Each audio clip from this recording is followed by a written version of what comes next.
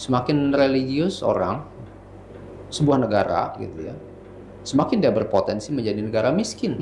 Anak-anak muda yang sebetulnya nggak punya kemampuan apa-apa, tetapi kemampuan hanya kecuali satu hal, kemampuan berbohong, kemampuan menipu. Persoalan merarik kode, menikah kecil, menikah anak-anak itu sudah dianggap sebagai sebuah emik tadi itu, ya kan? Kebenaran lokal itu gitu. Nah, ketika ada seseorang dari luar masuk ke situ dan masuk ke rumah orang yang punya aturan sendiri, terus dia teriak-teriak bahwa dia akan melaporkan secara hukum, itu menurut saya orang akan kehilangan basis legitimasi etik bahwa agama itu sebagai pedoman hidup, sebagai proyeksi dari masa depan, dan sebagai media perjumpaan dengan Tuhan, kan? Karena di banyak sekali negara seperti di Skandinavia yang ditulis oleh Phil Zuckerman itu menemukan bahwa di sana tidak ada agama. Baik, kali ini dengan tema yang saya pikir harus menjadi perhatian kita semua ya, karena bangsa ini terakhir ini, beberapa tahun terakhir ini, terutama sejak era reformasi, terus mengalami eskalasi yang membuat bangsa kita yang tadinya adalah bangsa yang ramah menjadi bangsa yang mudah sekali terpecah belah, terkotak-kotak, sering kali memanfaatkan isu-isu untuk sekedar memisahkan identitas mereka dengan identitas yang lain gitu. Nah, saya pengen tahu fenomena ini sebetulnya tuh berasal dari apa dan kemudian perkembangannya seperti apa, dan situasi sekarang ini harus kita sikapi seperti apa gitu kan. Karena ini sangat berpotensi merusak tatanan sosial bangsa ini gitu. Kalau kita lihat pembicaraan di media sosial, Facebook, Instagram, Facebook terutama ya, itu gaduh sekali untuk hal-hal yang sepele gitu. Bangsa kita senang gaduh, itu temanya ya. Dan untuk mengupas tema ini, saya kehadiran seorang sahabat yang juga seorang antropolog, Dr. Alfi. Ya.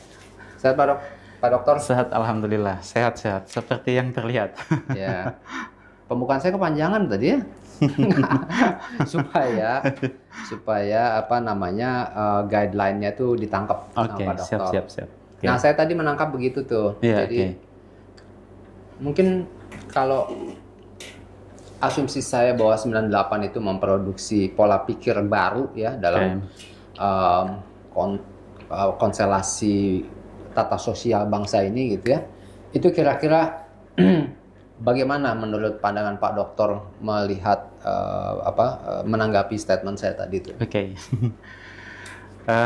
Jadi memang menarik sekali bahwa di era kekinian harusnya dengan kecanggihan teknologi, kemajuan ilmu pengetahuan, jadi orang menjadi semakin rasional. Tapi dalam beberapa dekade terakhir ini seringkali kemudian kita tidak menjumpai bahwa ada banyak orang yang berpikir berdasarkan kepada penalaran kritis yang baik. Kalau kita bicara soal kekerasan, konflik, sebenarnya sesuatu yang bisa dipelajari lebih jauh secara referensial.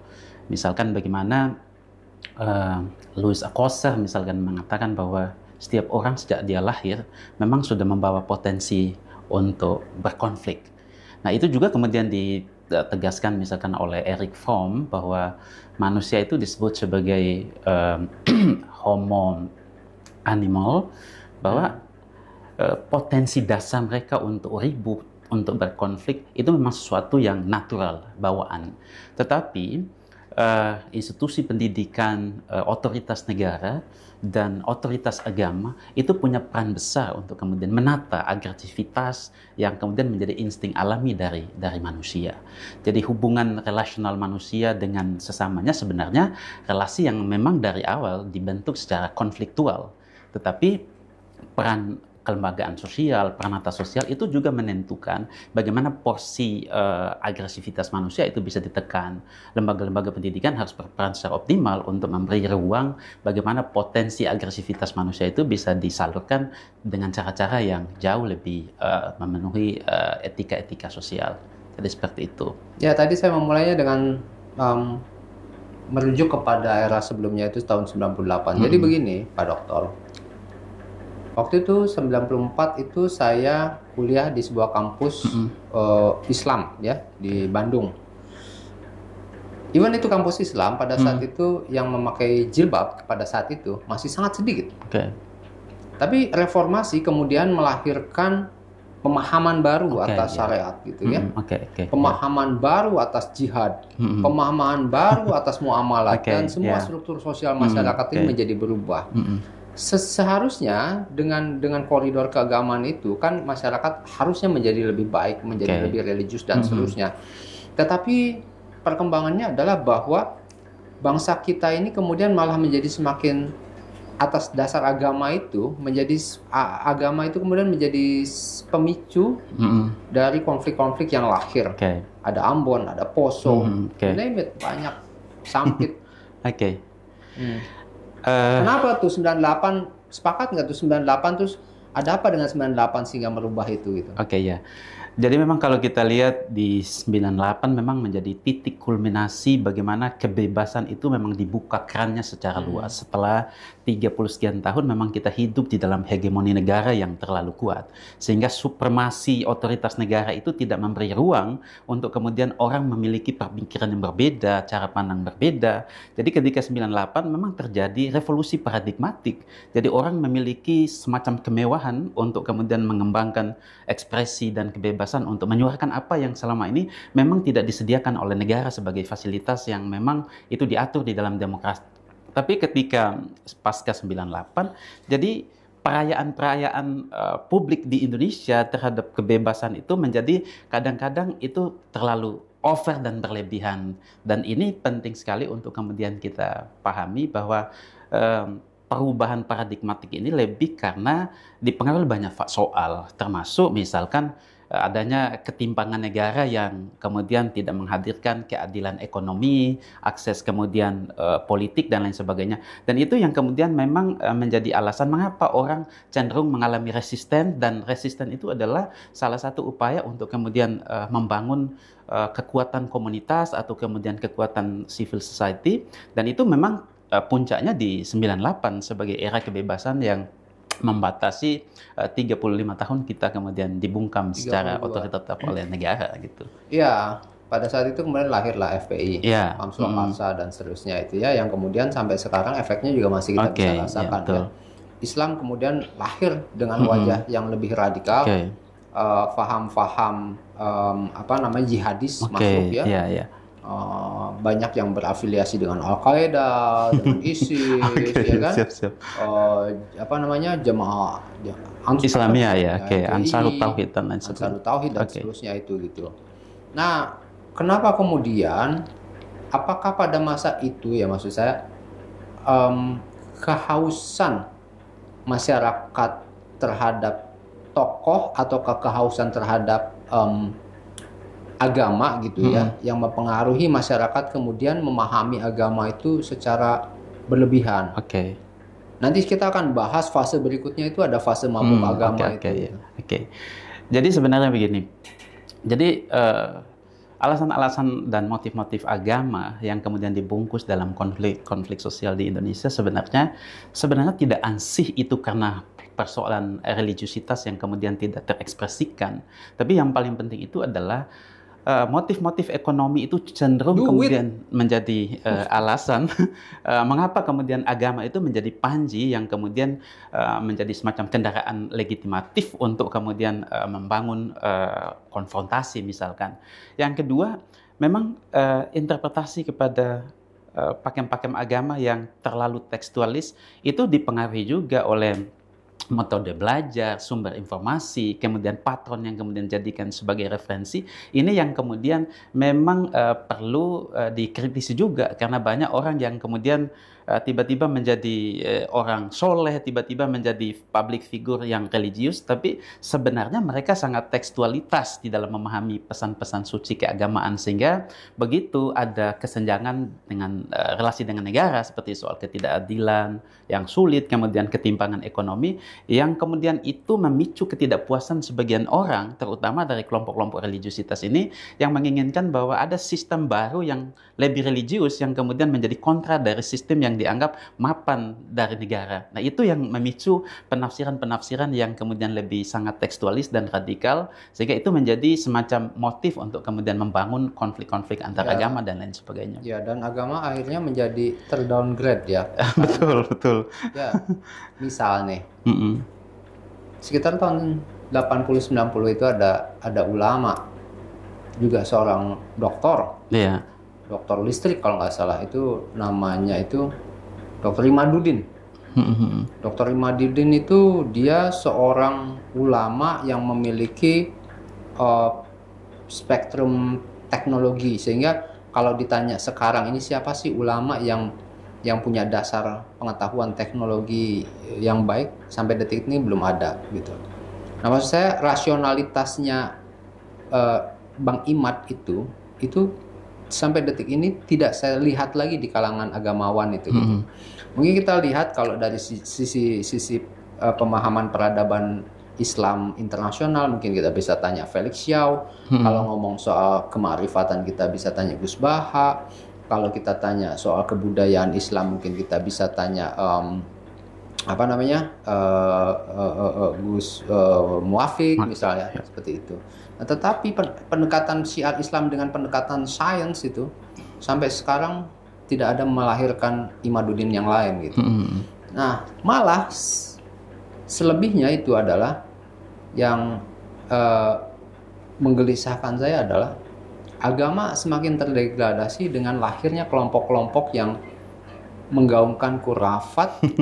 Nah, ini salah satu bentuk perpecahan ya. Khurafat membuat makam palsu, air doa, ya kan, cium kaki yang katanya cucu Nabi lah, seperti itu gitu, sehingga rasionalitas kita ini disesatkan gitu. Kasihan masyarakat pribumi ini, soalnya karena yang melakukan itu bukan masyarakat pribumi gitu. Nah, itu gimana tuh pandangan Pak Dokter dari sisi antropologi? Karena itu kan bukan karakter bangsa kita. Jadi kalau kita lihat ya di dalam referensi misalkan oleh Robert Redfield, itu ada yang disebut sebagai Great Tradition and Little Tradition. Jadi Great Tradition itu adalah tradisi agama-agama yang kemudian memang itu baku banget. Jadi norma-norma syariat-syariat itu yang dijalankan sesuai dengan apa yang kemudian dilakukan oleh para ulama salaf misalkan. Tapi ada yang disebut dengan Little Tradition oleh Robert Redfield itu, yaitu percampuran atau dalam bahasanya Clifford Geertz itu dengan ada yang satu itu sinkretisme. Jadi bagaimana pertautan antara basis-basis normatif ajaran agama lalu dihubungkan dengan tradisi lokal seperti adat istiadat, tradisi dan kebudayaan lokal yang kemudian ditautkan. Ini yang kemudian mengubah misalkan apa yang disebut sebagai sakralitas agama yang oleh Evan Pichar itu dianggap sebagai sesuatu yang sangat misterius.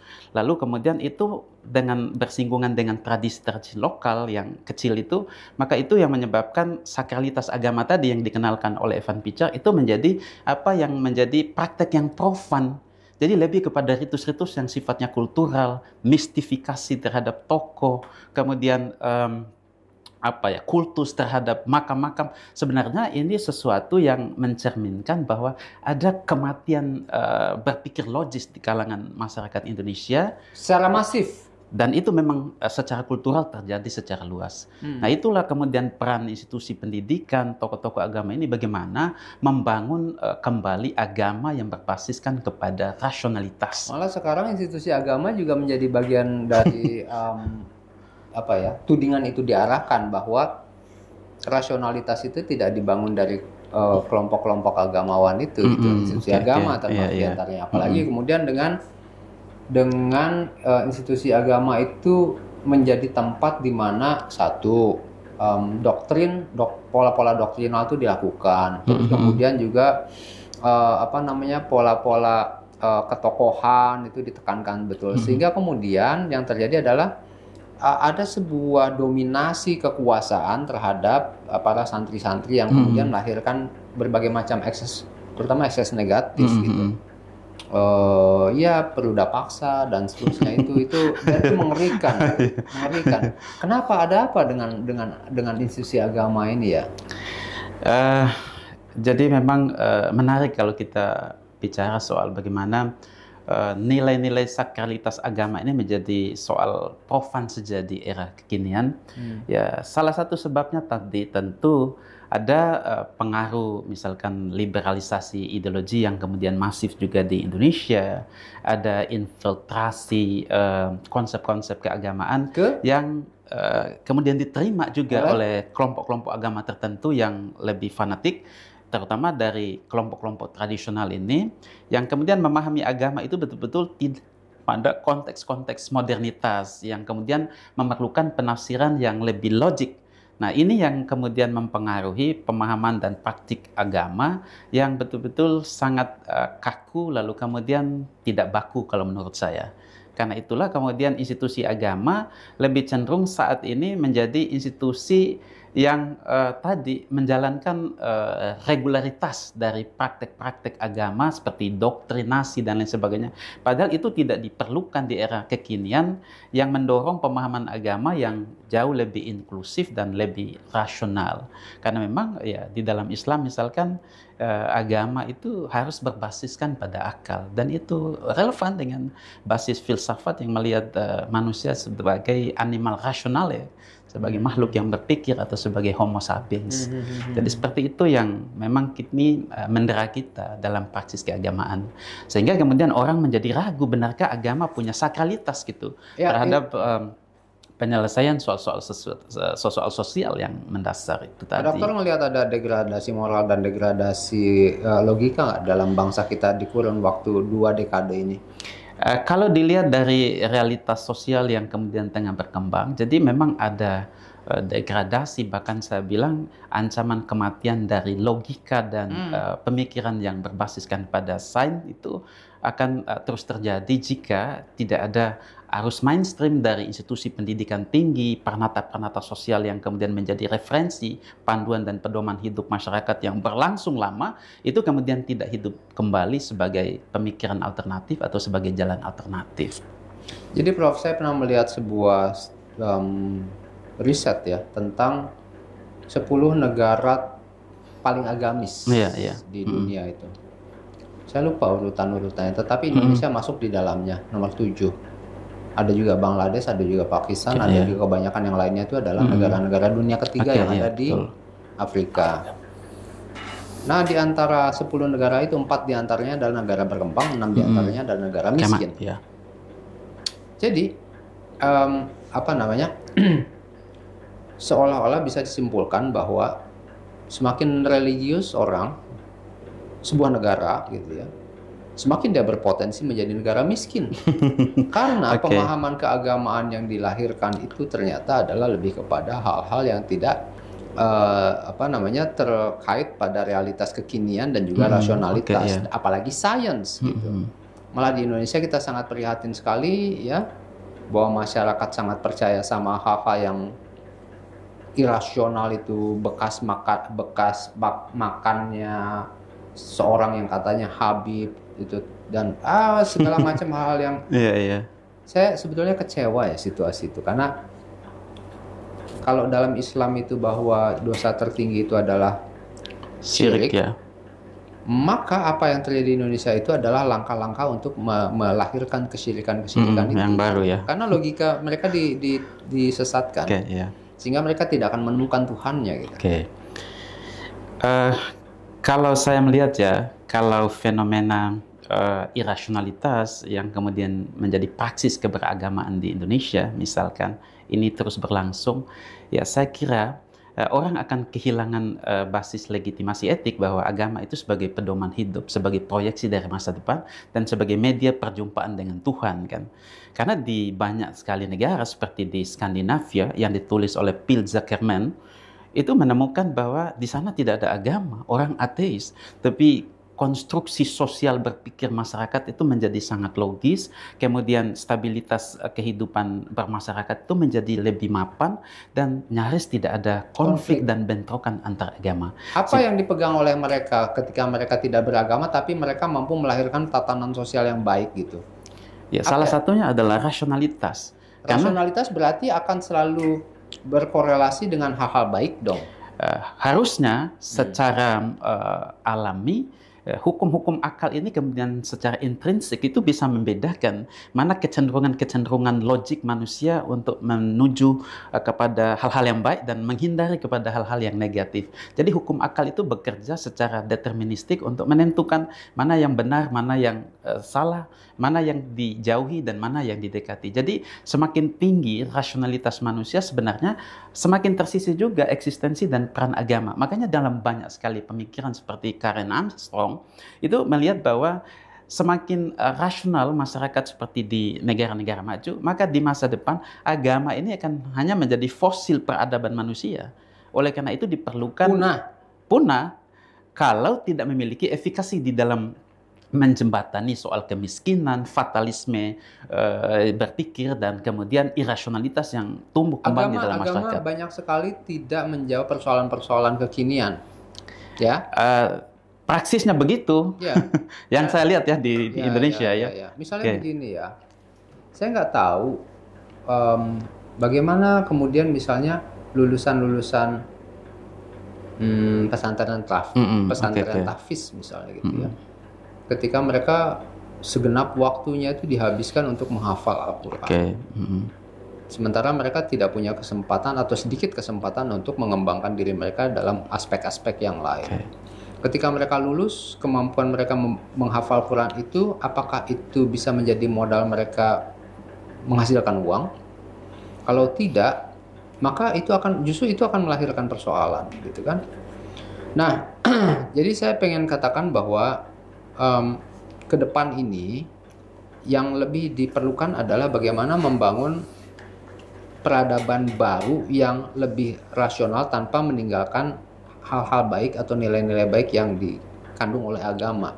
Jangan kemudian agama itu direduksi maknanya menjadi sangat rendah. Ada penceramah keliling di sini, ya kan? Ke banyak tempat. Ujung-ujungnya ini apa namanya tuh? Kayak orang apa itu ya? Sales. Bukan, apa namanya tuh? Tawar menawar tuh apa ya? Bidding gitu ya? Ya, bidding ya. Ayo kamu berani berapa? Ayo kamu berani berapa? Ini paling besar gitu. Ternyata dia ngamen untuk mendapatkan sodakoh, ya, untuk membangun pesantren dia gitu. Saya tidak suka agama kemudian dijalankan dalam cara-cara yang serba pragmatis macam itu. Ya. Substansinya nggak dapat. Jadi sebenarnya kalau mau dipelajari secara lebih komprehensif, sebenarnya pakem dan standar agama, terutama di Islam ini, sebenarnya sudah ada. Ya, sudah ada rule-nya, sudah ada koridornya.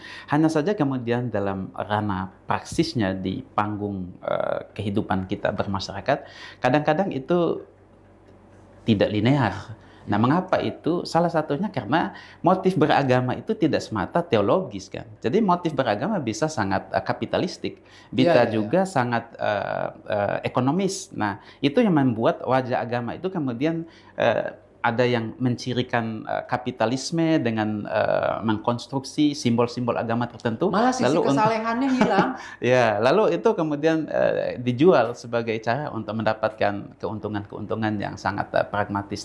Nah, ini yang kemudian kita sayangkan, bahwa agama ini memang harus diterjemahkan dalam konteks-konteks yang memang sudah diatur di dalam pakem-pakem Islam ini. Ya. Nah, kemudian kita agak keluar lebih luas lagi, selain soal agama juga yang menjadi banyak tema friksi di dalam masyarakat ini. Yang berkembang sekarang masyarakat itu satu, dia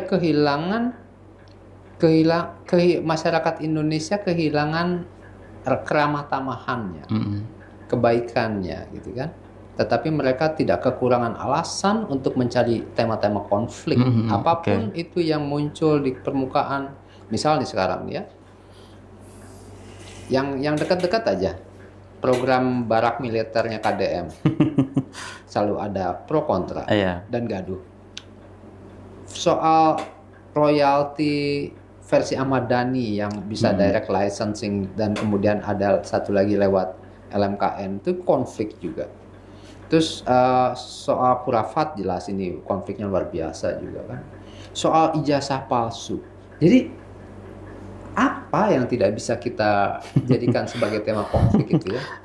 Kenapa dengan bangsa ini, Pak Doktor ya? Semua itu kok pengen semua orang seolah pengen masuk ke dalam kubangan konflik itu gitu. Iya. Sebenarnya kalau kita bicara, saya ngelihatnya masyarakat yang frustasi ya. Ya, ini kan gini. Jadi ada persoalan yang sangat mengakar sekali secara fundamental di masyarakat Indonesia, itu adalah soal ketidakadilan negara di dalam mendistribusikan hak warga negara. Lalu kekecewaan publik itu memuncak karena pertama ada praktek kekuasaan yang memang semakin elitis.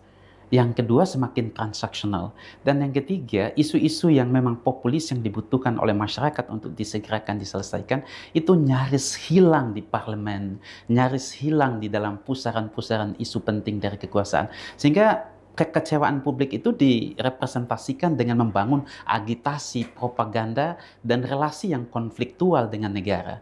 Sehingga apapun yang kemudian bersinggungan dengan negara, publik itu menjadi antipati, tidak simpati lagi. Jadi orang tiba-tiba seperti kata Giambattista Vico menjadi sangat barbarik, menjadi sangat savage, menjadi sangat tidak terkontrol, mudah emosi dan lain sebagainya. Karena ada akumulasi kekecewaan yang kemudian di lapisan grassroots ini yang tidak teratasi di dalam seri kepemimpinan nasional maupun di kepemimpinan lokal. Nah, ini yang memicu mudah sekali orang melakukan komodifikasi isu menjadi cara-cara untuk menciptakan konflik-konflik baru yang kemudian bisa digunakan untuk sesama atau juga masyarakat dengan negara. Itu yang menjadi satu sumber problem penting di negara kita ini. Kalau Pak Doktor kan tadi menganggap bahwa situasi politik itu kemudian melahirkan ketidakpuasan publik yang kemudian melahirkan sebuah psikologi baru yang terbangun seperti itu gitu. Sementara mungkin ada juga di luar itu yang di luar hal-hal yang terkait dengan politis tadi, misalnya penetrasi budaya, ya kan? Kemudian ada lagi eksistensi lokal yang tidak terkendali. Kalau di Lombok nih kan sampai sekarang nih masih ribut aja soal apa itu goyang ecok-ecok, ale-ale, yang oleh budayawan lokal itu sudah dianggap sebagai budaya tradisi lokal karena itu kan kontemporer ya, baru-baru muncul seperti itu. Nah, jadi ada keliaran-keliaran pikiran yang tidak berbasis kepada kalau seni ya, seni itu harus berbasis kepada kebahagiaan. Apakah pola-pola ekspresi kesenian itu melahirkan kebahagiaan? Buat mereka iya, buat yang nonton kayaknya enggak gitu. Jadi enggak adil gitu. Jadi saya pikir bukan hanya politik. Ya luar biasa ya. Jadi ada pergeseran paradigmatik mindset yang kemudian sudah terlanjur terjadi jauh di negara kita ini, terutama di lapisan akar rumput. Tapi saya mau katakan begini, bahwa memang ada di dalam antropologi itu terminologi yang disebut sebagai variasi kebudayaan melahirkan relativitas penilaian terhadap fenomena kebudayaan yang terjadi. Kalau kita melihat misalkan pada bagaimana sih sebenarnya fungsi kebudayaan sebagai prediksi masa depan, sebagai cara pandang hidup, sebagai cara bertindak, sebagai sistem kognisi kalau istilahnya Geertz misalkan, maka banyak sekali orang menafsirkan kebudayaan itu dalam perspektif sebagai outsider. Ya, ini yang saya sebut sebagai ethical perspektif. Sehingga kemudian menilai sesuatu yang kemudian berbeda dari pakem-pakem kebudayaan lain untuk menilai kebudayaan yang tengah booming misalkan atau yang dipraktekkan. Maka itu akan menciptakan kekeliruan cara pandang dan paradigmatik. Karena setiap kebudayaan itu benar menurut pengguna kebudayaan itu. Itu diajarkan ratusan tahun yang lalu oleh ahli kebudayaan Malinowski. Yang kemudian disebut Emig itu ya? Iya, Emig itu kan cara pandang sebagai insider. Jadi cara pandang insider itu bagaimana dia melihat kebudayaan itu sebagai nilai yang fungsional untuk pengguna kebudayaan itu sendiri. Jadi ketika itu dilekatkan dalam konteks dan teks-teks kebudayaan lain, maka tidak akan pernah ketemu perspektif yang sama. Itulah pentingnya memahami realitas itu dalam perspektif yang dalam bahasa antropologi itu komprehensif. Sehingga orang akan mengerti bahwa satu fenomena itu tidak bisa berdiri secara tunggal, tapi merupakan interrelasi dari semua faktor yang kemudian menghasilkan satu realitas. Ya, jadi gini, Pak Dokter, saya melihat komplikasi persoalan kita ini, saya tidak berpikir bahwa pendekatan pendekatan dunia pendidik, pendekatan edukasi, kemudian pendekatan hukum apalagi sebagai way out yang tepat gitu. Karena ini soal budaya. So I think culture is still for culture gitu. Nggak bisa kemudian persoalan-persoalan kebudayaan diselesaikan dengan cara-cara lain misalnya. Ya kayak saya sempat sampaikan, persoalan merarik kode, menikah kecil, menikah anak-anak itu sudah dianggap sebagai sebuah emik tadi itu, kan? Kebenaran lokal itu gitu. Nah, ketika ada seseorang dari luar masuk ke situ dan masuk ke rumah orang yang punya aturan sendiri, terus dia teriak-teriak bahwa dia akan melaporkan secara hukum, itu menurut saya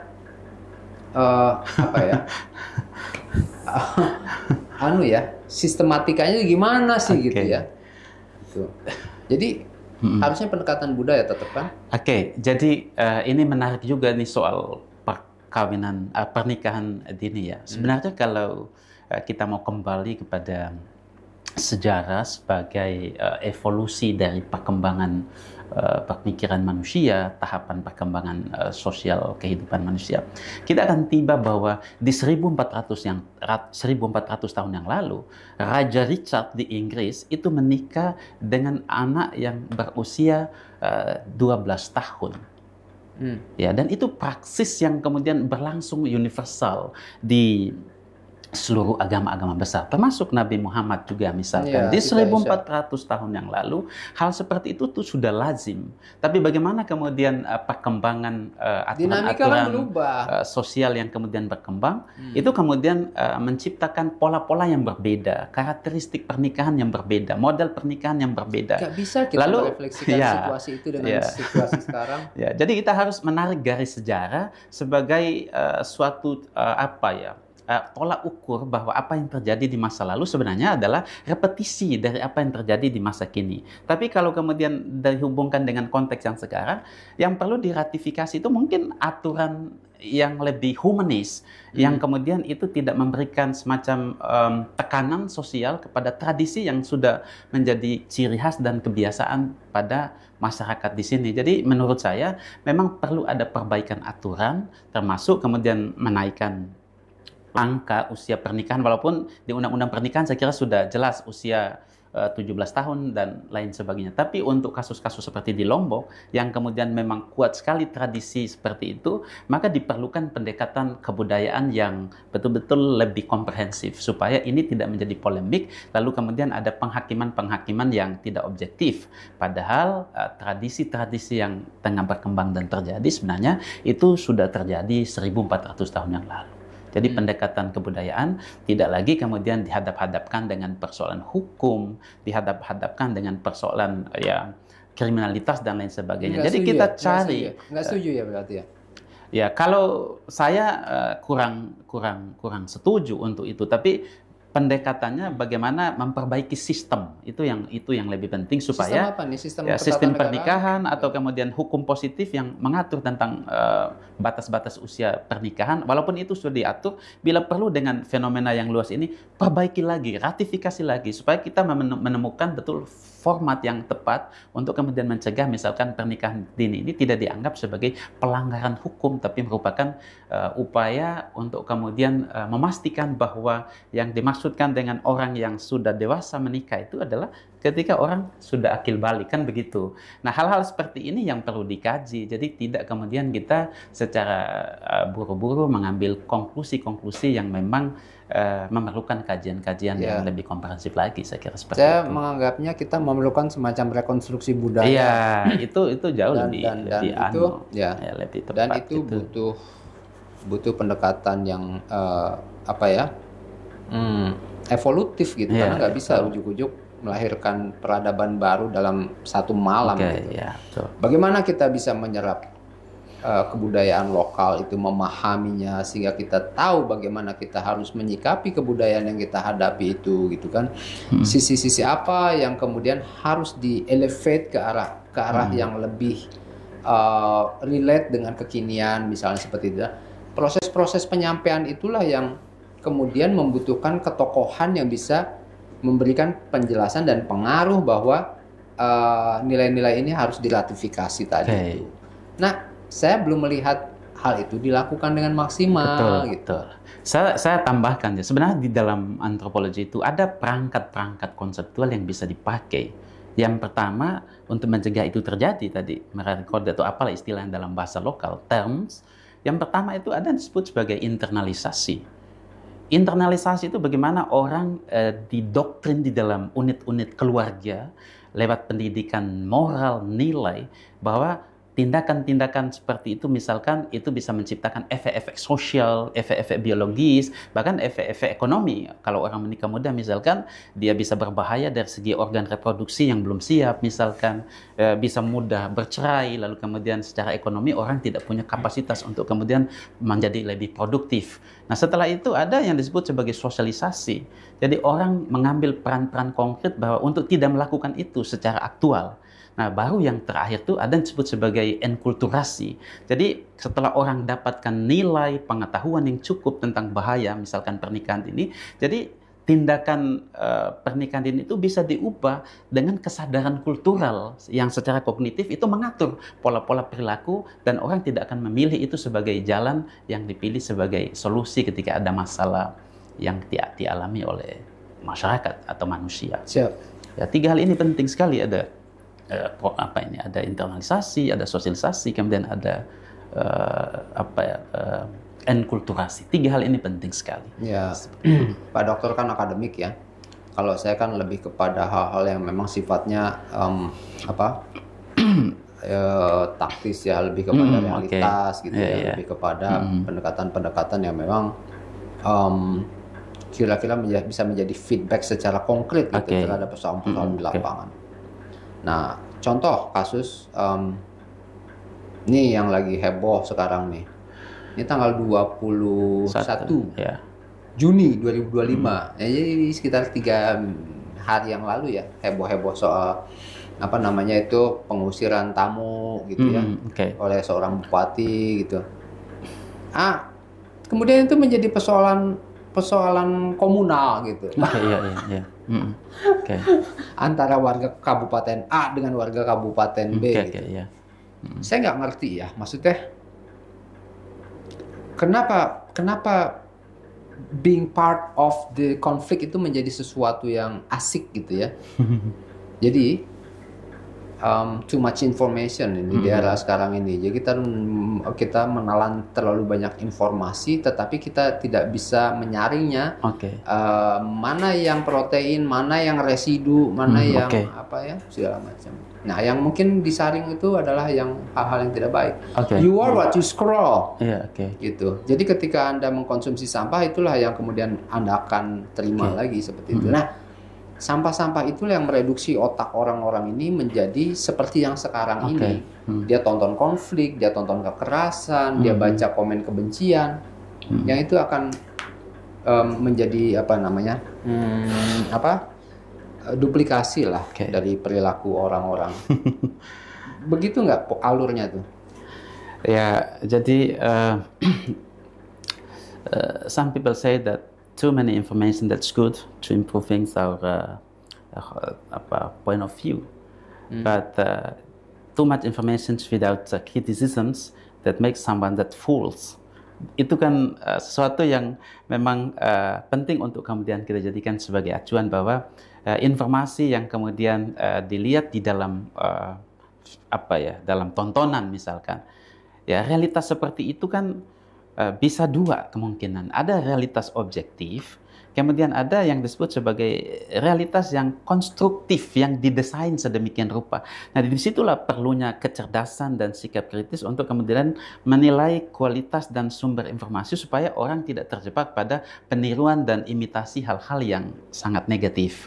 Itu yang pertama menurut saya. Yang kedua, memang selalu saya katakan bahwa pintu terbaik, akses terbaik untuk membangun masyarakat sipil yang kemudian memiliki sikap kritis, kemudian selektif, bahkan memiliki peradaban yang etikal yang Termasuk tinggi. harus berani mengkritisi lembaga agama ya? Ya, iya, lembaga apapun kalau kemudian tidak berperan optimal, itu memang kita harus menagih kontribusi mereka, karena sumbangsi mereka itu menentukan bagaimana civil society kita itu memiliki standar-standar intelektualitas yang baik, kemudian dengan pencerahan yang baik itu mereka menjadi orang-orang yang terdidik atau publik yang civilized. Ini kan yang kita harapkan. Selama ini lembaga-lembaga pendidikan kita, institusi pendidikan kita justru menjadi biang masalah misalkan.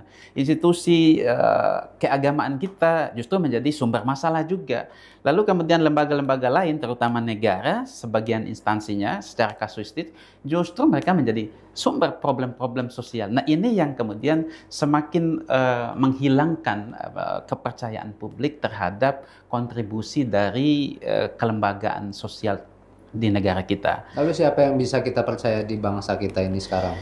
Ya, saya kira lagi-lagi kalau kita mau jujur, sebagian dari intelektual kita di kampus-kampus itu masih menjadi mata air pengetahuan, masih menjadi sumber inspirasi dengan moralitas yang tinggi. Ya, sebagian masih banyak ulama-ulama kita yang baik, yang kemudian masih hanif, dan sebagian lagi adalah tokoh-tokoh agama kita yang betul-betul berpegang teguh pada syariat agamanya. Nah, mereka-mereka lah yang kemudian harusnya menjadi opinion leader, yang kemudian menjadi kutub yang mereduksi ketegangan-ketegangan sosial dan perlawanan-perlawanan sosial yang terjadi karena kekecewaan publik dengan kekuasaan yang lagi-lagi belum sepenuhnya menjawab dan menyelesaikan soal-soal dasar di masyarakat kita. Ya, seperti itu. Jadi sempat ada tagline itu Indonesia gelap kabur aja gitu ya. Iya, betul. Itu kalau kita mau berpikir lebih serius ya, itu kan ekspresi atas frustasinya anak-anak muda. Betul. Mereka lihat setiap hari ribut aja. Iya, betul. Ya kan? Ormas ini begitu, ya kan? Partai ini begitu, dewan begini, polisi begitu. Itu semua mampir ke dalam beranda mereka. Sehingga, nah di satu sisi mereka menghadapi persoalan-persoalan internal yang belum selesai, apalagi mereka berbicara soal masa depan. Ini kami way to the future aja masih punya problem yang begitu menggunung, UKT yang mahal, lulus nanti lapangan pekerjaan semakin digantikan oleh AI, kan? Robotisasi, mekanisasi, aplikasi.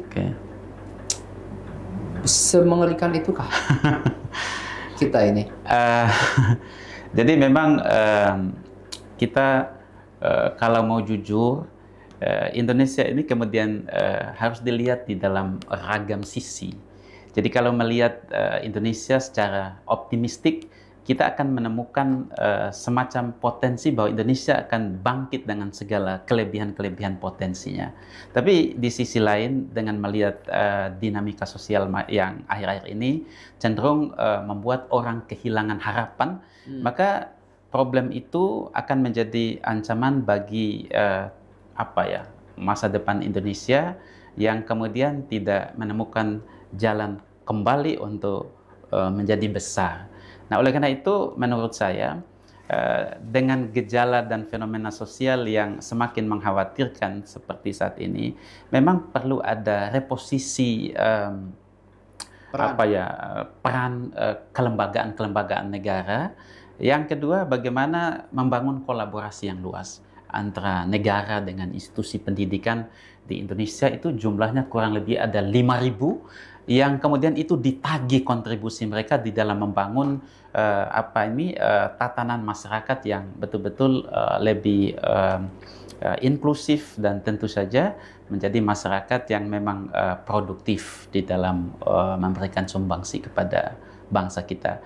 Nah, sepanjang kelembagaan politik kita masih korup, parlemen kita masih sangat transaksional dan pragmatis, kepemimpinan kita masih tidak memiliki visi yang kuat dan komitmen yang kuat untuk membangun Indonesia, saya kira orang tidak ragu mengatakan bahwa Indonesia bisa bubar karena kesenjangan dan ketidakadilan itu terlalu banyak dialami oleh masyarakat Indonesia. Jadi dulu Deddy Corbuzier tuh ada tagline-nya tuh, don't make stupid people famous, dia bilang. Kalau saya kita ganti aja, so make the clever people being famous gitu. Jadi kita harus dorong orang-orang baik, orang-orang pintar ya, orang-orang yang lurus itu menjadi role model, menjadi menjadi contoh, trendsetter. Kalau bahasa sekarang tuh anak-anak muda tuh senangnya bahasa seperti itu, menjadi trendsetter terhadap apa yang seharusnya dilakukan oleh anak-anak muda itu gitu. Betul, yeah. Kalau menurut saya itu, ketimbang misalnya kita berpikir secara lebih rumit memperbaiki sistem, memperbaiki institusi gitu, it's gonna long way to go I think ya. It's too complicated. So mendorong Pak Doktor misalnya menjadi opinion leader, mempopulerkan ide-ide, gagasan Pak Doktor. Mudah-mudahan juga ide-ide saya, kalau saya termasuk adalah orang baik begitu ya. Itu menjadi lebih penting ketimbang misalnya siapa namanya? Indra Kents. Siapa lagi tuh? Enggak, tokoh YouTuber yang suka bagi duit itu siapa tuh? Nah, anda yang yang suka bagi duit itulah itu. Hal semacam itu gitu ya. Dan itu kemudian duplikasi. Dan mereka menjadi trendsetter terhadap sebuah pragmatisme, dan kemudian juga sebetulnya di dalamnya banyak kebohongan itu gitu. Dok, sekarang ini saya banyak menemukan anak-anak muda yang sebetulnya nggak punya kemampuan apa-apa, tetapi kemampuan hanya kecuali satu hal, kemampuan berbohong, kemampuan menipu, memanipulasi persepsi orang. Dia flexing kemana-mana, di Dubai, di Kuala Lumpur, di Singapura, diposting di IG-nya gitu kan. Ketemulah dia dengan calon gubernur misalnya seperti itu ya, dan mereka percaya gitu kan, oh ini pengusaha seperti itu. And then setelah kita telusuri, he's not more than just a bastard gitu. Dan itu banyak yang kayak gitu tuh di kota kita ini banyak banget itu. Nah, pragmatisme itulah yang kemudian melahirkan orang-orang semacam ini yang sangat tega untuk menjerumuskan siapapun sedalam mungkin demi kesuksesan dia gitu. Ini yang belum pernah ada nyikapi nih. Orang-orang yang pragmatis tetapi kemudian dia manipulatif dan dia rela melakukan apapun demi tujuannya tercapai. Dan sadis kalau saya bongkar ceritanya tuh. Let me telling you the truth as our discourse before.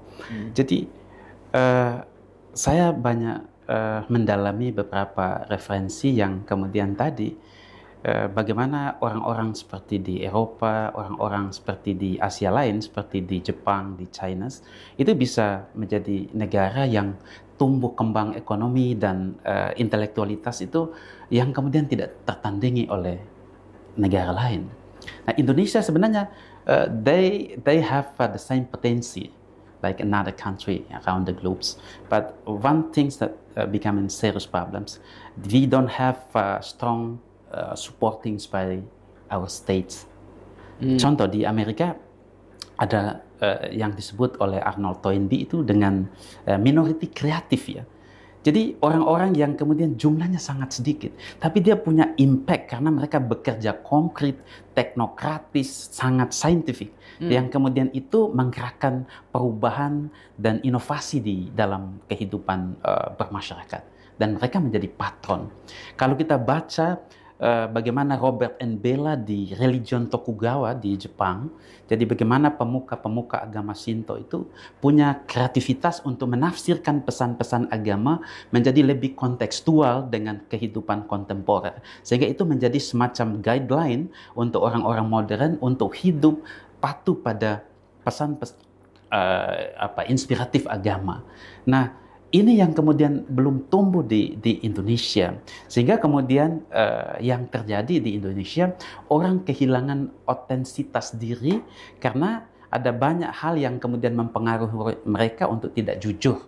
Ya, misalkan problem sosial kita tentu adalah sistem pendidikan kita yang belum menghasilkan pertama outcome orang-orang jujur, yang kemudian itu menjadi inspirasi. Nah, itu.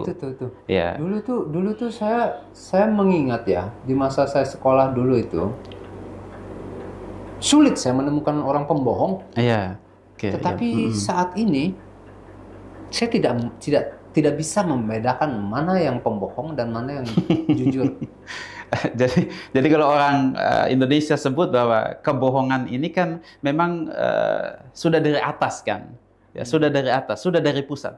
Jadi kebohongan dari pusat itu berlanjut ke kebohongan di bawahnya, seterusnya sampai kemudian membentuk circle kebohongan.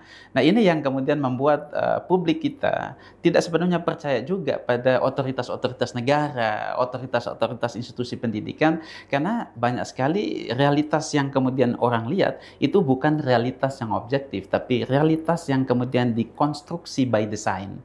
Maksud saya gini, Dok ya. Bahwa dulu saya tumbuh di lingkungan yang saya pikir selalu berbicara tentang hal-hal yang objektif, karena memang guru kita di SD, SMP itu selalu mengajarkan hal-hal baik, moralitas, nilai, etika, dan seterusnya itu. Hari ini kita mengalami degradasi etika. Di kantor itu anak-anak baru itu pada statusnya masih namanya pegawai baru dan usianya jauh lebih muda itu hilang rasa hormatnya. Sementara dulu itu kami itu saling sapa walaupun dia lebih tua dan seterusnya gitu. Dan itu saya amati di banyak institusi seperti itu. Gitu. Iya. Nah, ini ada apa dengan bangsa ini kira-kira? Ada degradasi moral itu tuh kenapa tuh, Dok? Saya masih terus mengkaitkannya dengan 98 itu. Iya.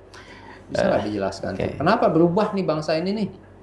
Ya, kalau kita lihat dalam perspektif konsep-konsep sosial, perubahan itu kan memang keniscayaan. Tapi apa yang berubah, bagian mana yang berubah dari masyarakat kita, saya kira yang paling dominan terlihat itu adalah pada etika yang kemudian memang sudah hampir ripe di dalam praktek kehidupan sosial kita. Nah, bahwa mengapa itu terjadi? Ya, salah satunya itu karena memang ada semacam persoalan yang mengakar dalam budaya kita.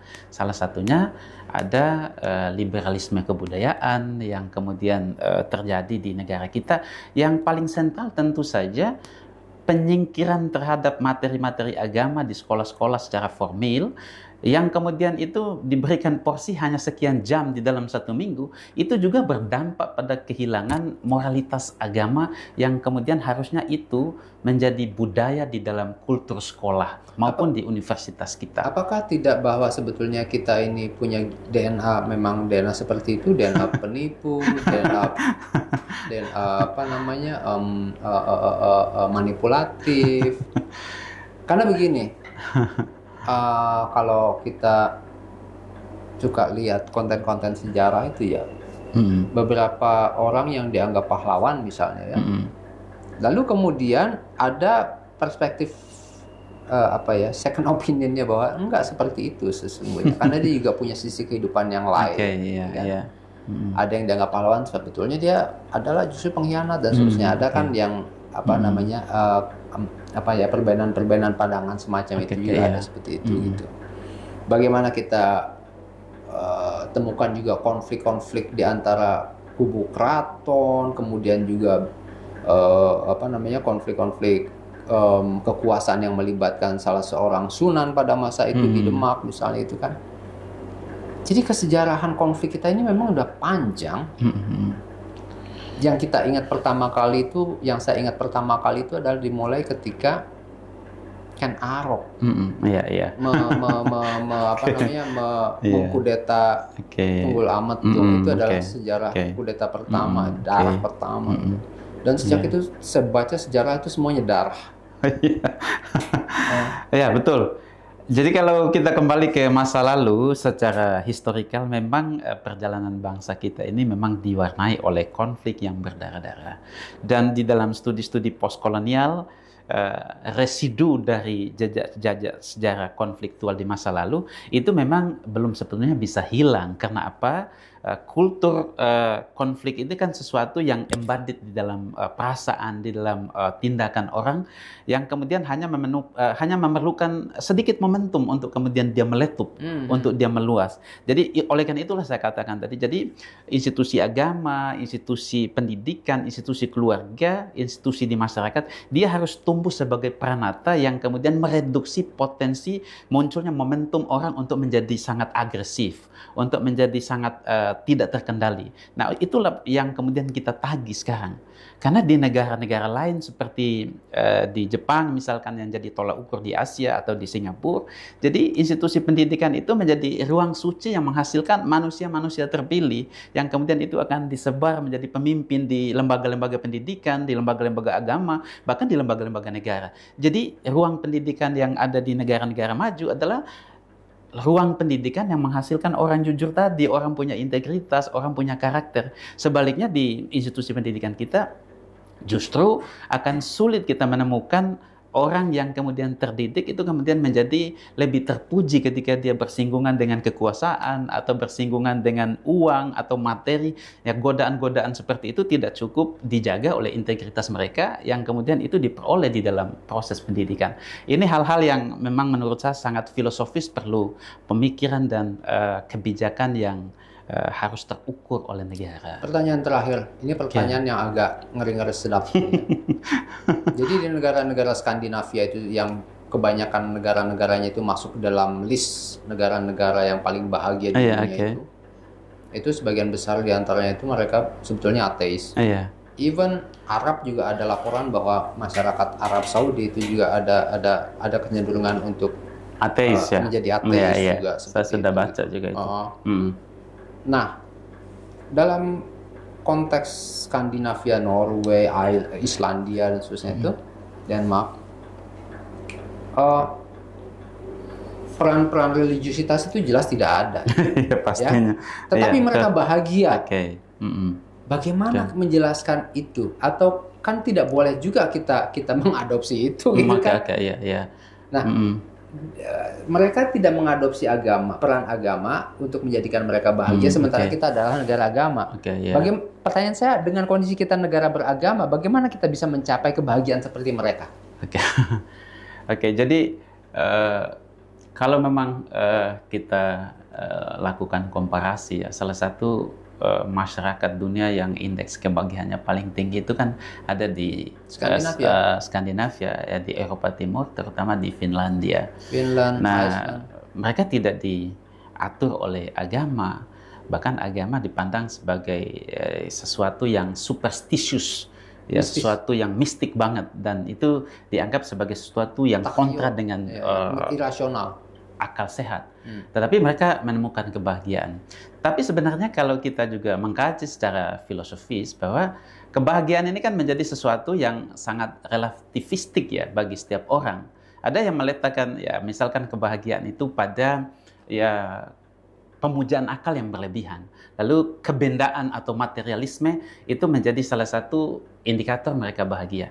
Tapi kalau dalam konsep-konsep orang yang sangat religius seperti di dalam Islam, ya, kebahagiaan itu tidak semata-mata misalkan pada pencapaian yang sifatnya duniawi, tapi pencapaian yang lebih tinggi itu adalah pencapaian spiritual seperti berhaji dan lain sebagainya, atau ketaatan yang kemudian total kepada Tuhan. Nah, oleh karena itu menurut saya orang Indonesia untuk tiba pada kebahagiaan seperti masyarakat Eropa, yang paling penting itu adalah perbaiki dulu apa yang kemudian menjadi sumber kebahagiaan asasi bagi manusia. Salah satunya itu adalah pertama, derajat dan status kesejahteraan itu harus difasilitasi oleh negara. Karena dengan kesejahteraan yang baik, yang mapan, itu akan membuat orang dalam beragama itu menjadi sangat logis. Ya, itu menjadi sangat logis. Kemudian terhindar dari motif-motif yang kapitalistik tadi. Nah, sepanjang orang tidak sejahtera secara ekonomi, sepanjang orang tidak sejahtera dalam kehidupan yang sifatnya sosial, saya kira akan sulit orang menemukan dua kebahagiaan sekaligus seperti dalam konsep teologi Islam, kebahagiaan di dunia dan kemudian kebahagiaan akhirat.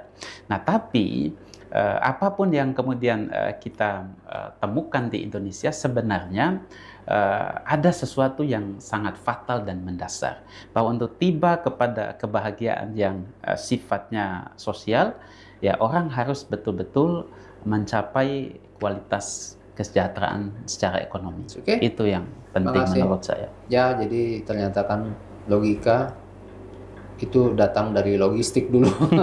Ya, betul. Sebagai nutrisi kebahagiaan ya. Spiritual adalah apa namanya, sebagai vitamin ya. Betul ya, betul. Begitu pemirsa. Jadi mudah-mudahan bisa menjadi sebuah kontemplasi dari apa-apa yang memang terjadi akhir-akhir ini terhadap situasi bangsa kita yang semakin terpecah belah. Itu sebetulnya persoalannya adalah persoalan-persoalan depan mata yang harusnya bisa diselesaikan dengan langkah-langkah yang nyata. Sampai ketemu lagi ya.